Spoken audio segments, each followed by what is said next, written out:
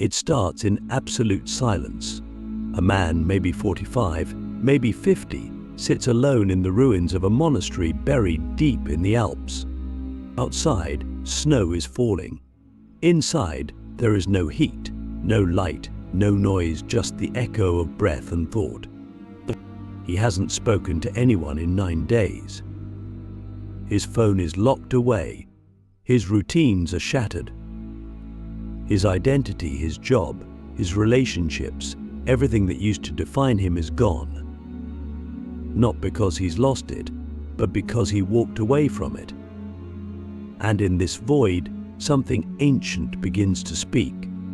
Not with words, but with images, strange dreams, sudden emotions, forgotten memories. It's as if the soul, long ignored, has finally found the space to rise to the surface. This man isn't having a breakdown. He's having a breakthrough. And he's not alone. This is what Carl Jung called the midlife transition, a sacred, often misunderstood initiation that offers us the chance to reset our lives completely, if we're willing to face what we've been running from. The question is, are we? Click subscribe to this channel to get more profound insights. We spend the first half of life building careers, building families, building identities, and we're rewarded for it. Status, stability, social approval. But Jung saw something most people miss: everything we build is rooted in the ego. And the ego, by design, is limited. It creates a curated version of us, polished, controlled, acceptable. But underneath the surface, the soul, the self, is growing restless. It doesn't want more accomplishments. It wants meaning, depth, wholeness. And so, around midlife, the cracks begin to show.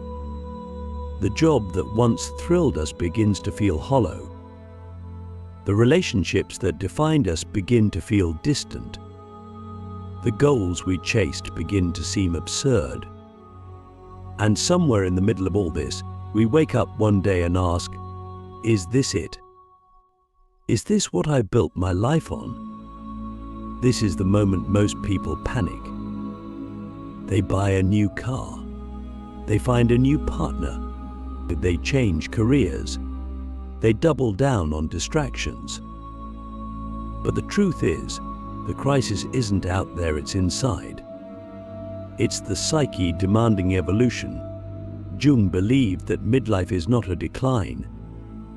It is an ascent if we choose to go inward.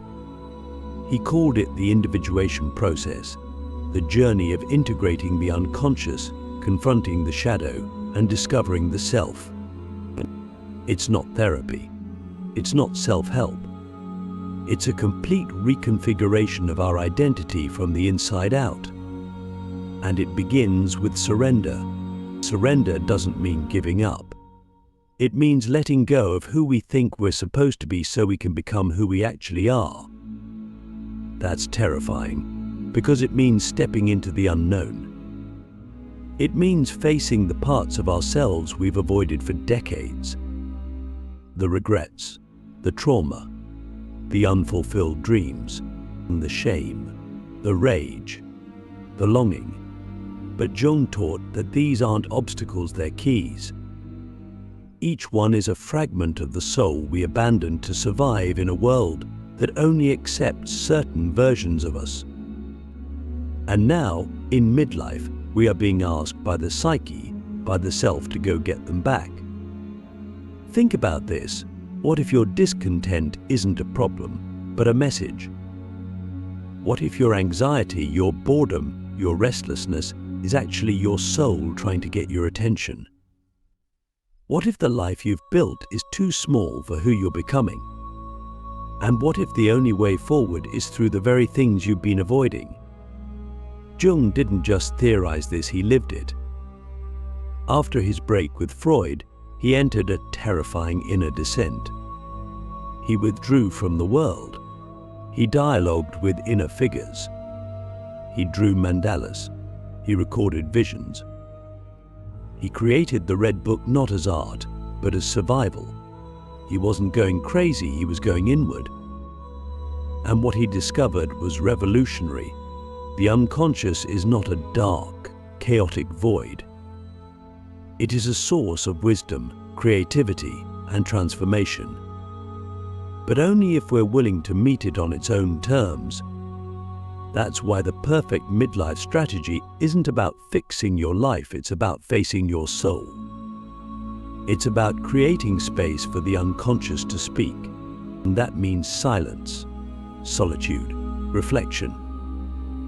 It means pulling away from the noise of the world long enough to hear your own inner voice. And when you do, things will begin to surface. You'll feel things you haven't felt in years. You'll remember parts of yourself you thought were dead. You'll dream strange dreams.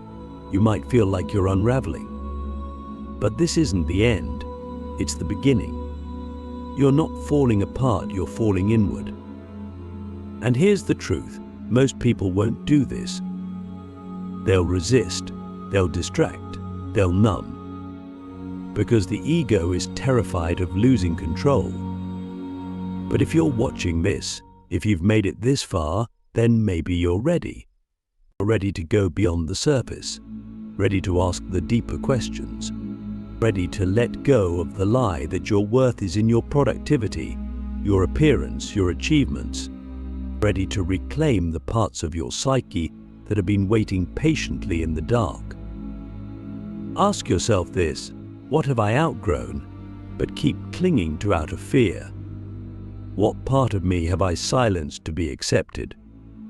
What do I truly want, not what I was taught to want, but what my soul is starving for? Because this is where the reset begins.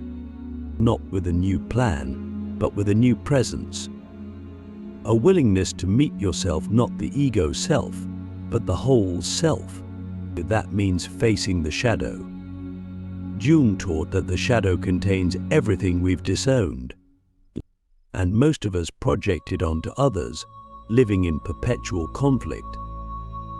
But when we turn inward, when we integrate the shadow, we reclaim our power. We stop being victims of our unconscious patterns and start becoming conscious creators of our lives. That's what individuation is. Not becoming perfect, but becoming whole. And in that wholeness, something astonishing happens. You begin to feel alive again. Not because everything is easy, but because everything is real. You start to make choices not from fear, but from truth. You start to surround yourself with people who nourish your growth, not your ego. You start to create not to impress, but to express.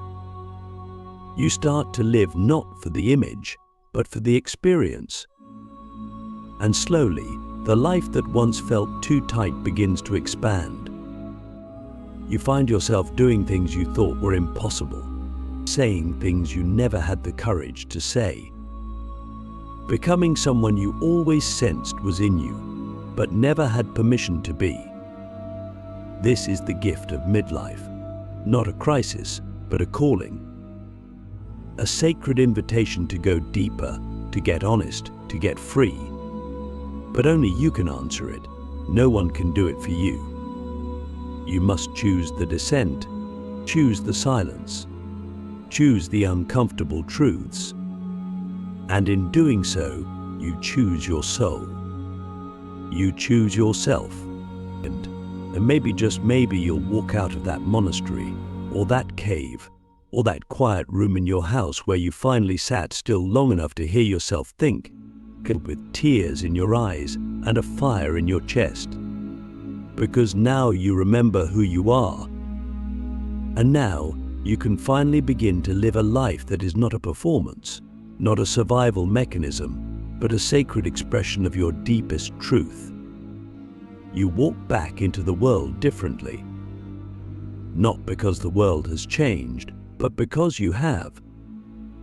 You begin to see the structures you once took for granted, the expectations, the roles, the unspoken rules as exactly what they are, constructs, not commandments. You notice how people cling to their identities like lifeboats, terrified that the sea of the unknown will consume them. But you have already waded into that sea. You have already let go of the lifeboat. And in doing so, you discovered that what you feared was not drowning, but depth. You feared the unknown not because it was dangerous, but because it was real. And now that you've tasted reality, not the filtered, sanitized version sold to you by culture, but the raw, unedited, symbolic reality of the soul, you can never go back. Nor would you want to. This is the secret Jung understood so profoundly, that the psyche is not just a container for neuroses and trauma, it is a cosmos, a living mystery. And when we stop trying to control it with logic, with routines, with rationality, we begin to see that the very things we labeled as symptoms, midlife crisis, anxiety, depression, and restlessness are actually signals.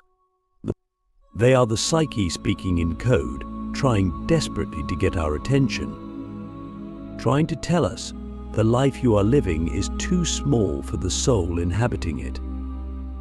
And once you hear that message, once you allow it to penetrate beyond the intellect and into the body, into the bones, you begin to understand that the only sane response is transformation, but not incremental change, not superficial tweaks, but a deep, radical reorientation of your life around what is true instead of what is safe. That's why most people resist this process. Because safety is seductive, the ego is addicted to predictability. It wants to know what's coming next. It wants control, clarity, certainty. But the soul plays by different rules. It does not care about your 5-year plan. It does not care about your social image. It cares only about whether or not you are aligned with your essence. And if you're not, it will disrupt everything. It will sabotage your success. It will corrode your motivation. It will whisper to you in dreams and scream at you in illness. It will not let you rest until you listen. And when you finally do, when you drop the defenses and say, "Okay, I'm ready," the real work begins. The work of facing every falsehood you've built a life on. The work of grieving the self you thought you were. The work of remembering the self you always were. But this is not a path for the faint of heart.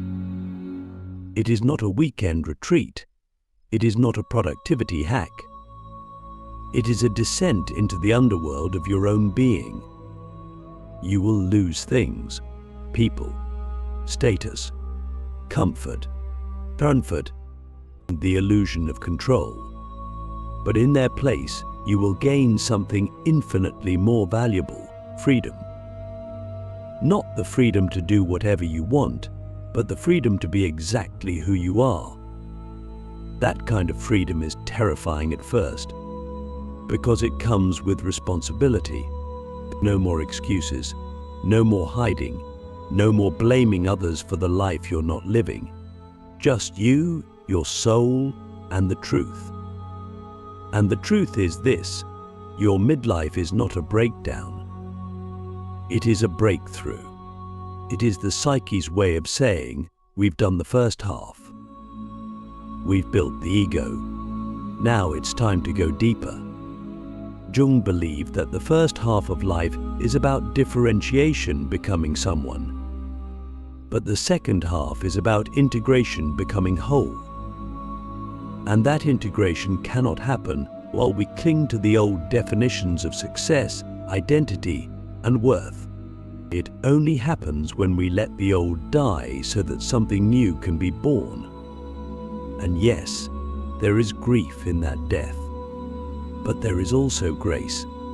You begin to see the patterns, the repeating emotional loops, and the unconscious behaviors, the projections and the addictions. you begin to see how the roles you played were not you, they were costumes worn to survive. And one by one, you take them off, not in shame, but in reverence. Because those roles got you here, but they can't take you further. The next phase of your life requires a new kind of courage.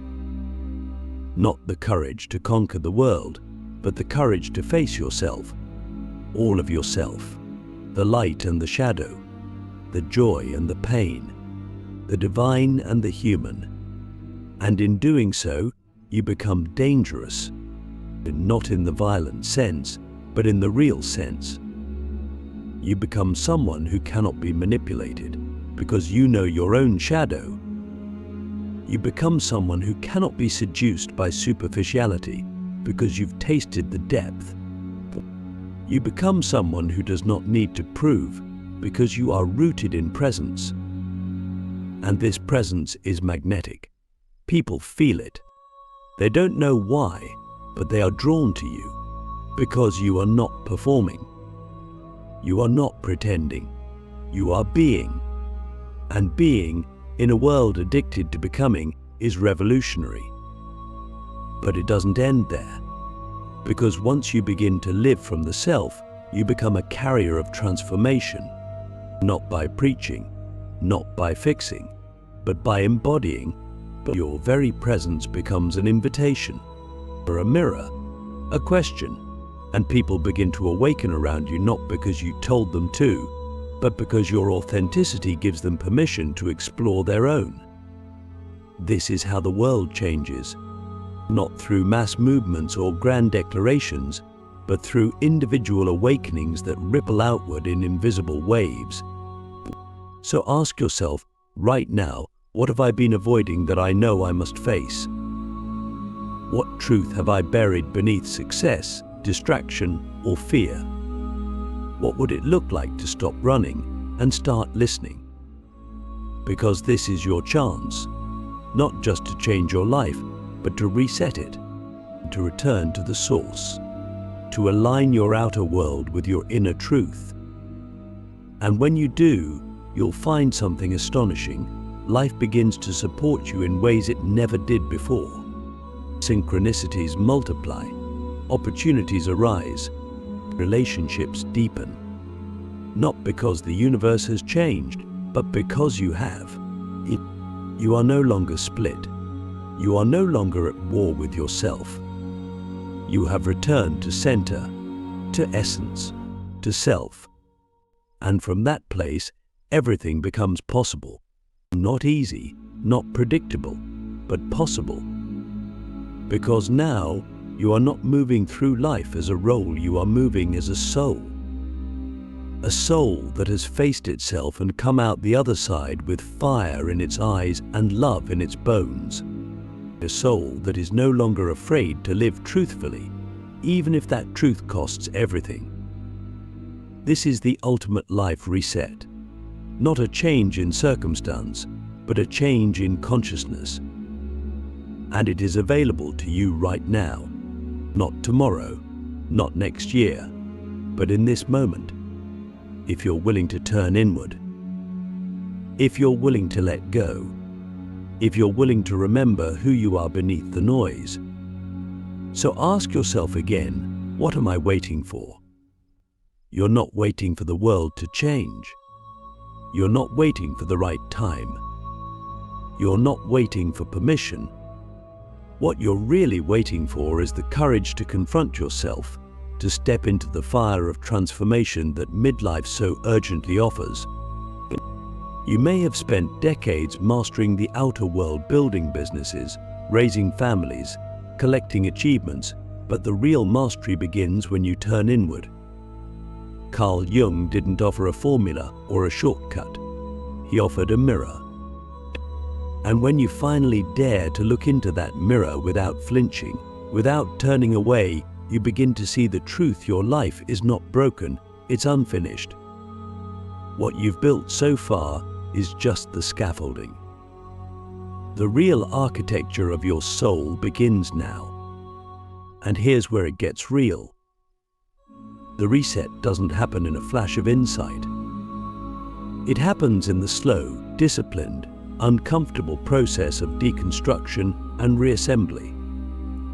You begin to notice how much of your life has been built on avoidance.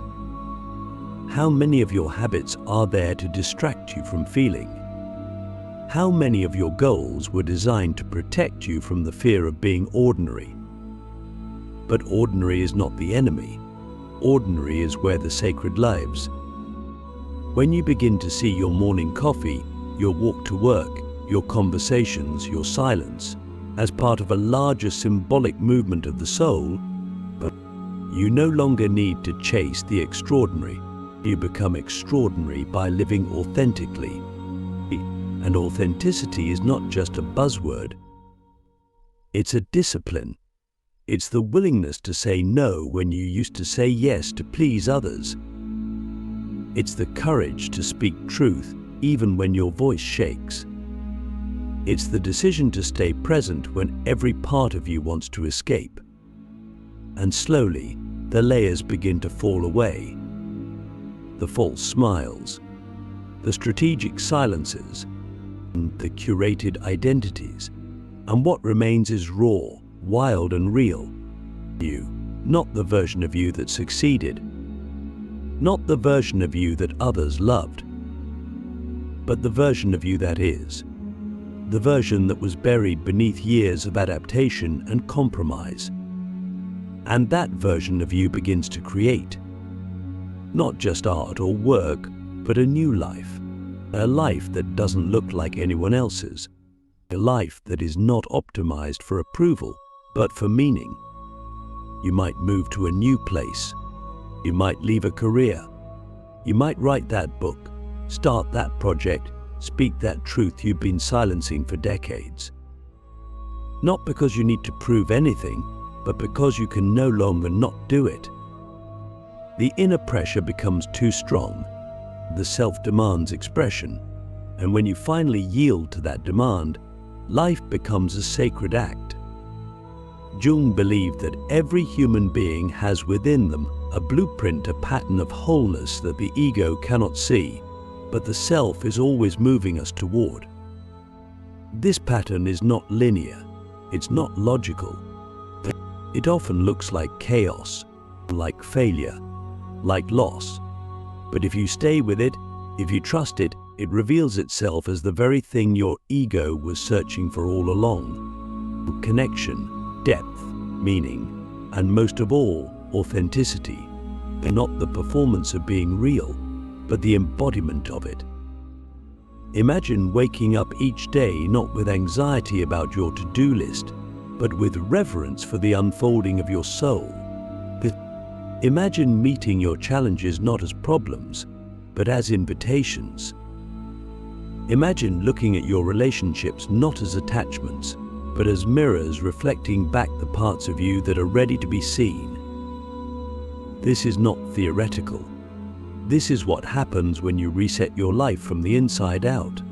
You stop living in reaction and start living in response. You stop being pulled by fear and start being pulled by purpose. And here's the wild part. Once you begin to live from this deeper place, you become a magnet for synchronicity. You start meeting people who are on the same path. You find books, ideas, opportunities that seem impossibly aligned. That's the intelligence of the unconscious making itself known. Jung called this the process of individuation, where everything in your life begins organizing itself around your inner truth. It's not magic. It's alignment. And it feels like things are finally clicking into place. Not because you forced them, but because you got out of your own way. But this process is ongoing. There is no finish line. There is no final version of you. The moment you think you've arrived, life will throw you another initiation, or another descent, another opportunity to go deeper. And that's not a flaw, it's the design.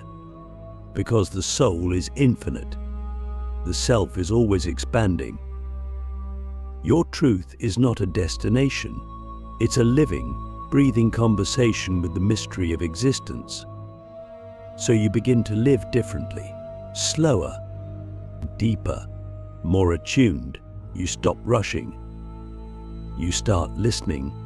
You stop chasing. You start creating. You stop performing. You start being. And that shift, though invisible at first, changes everything.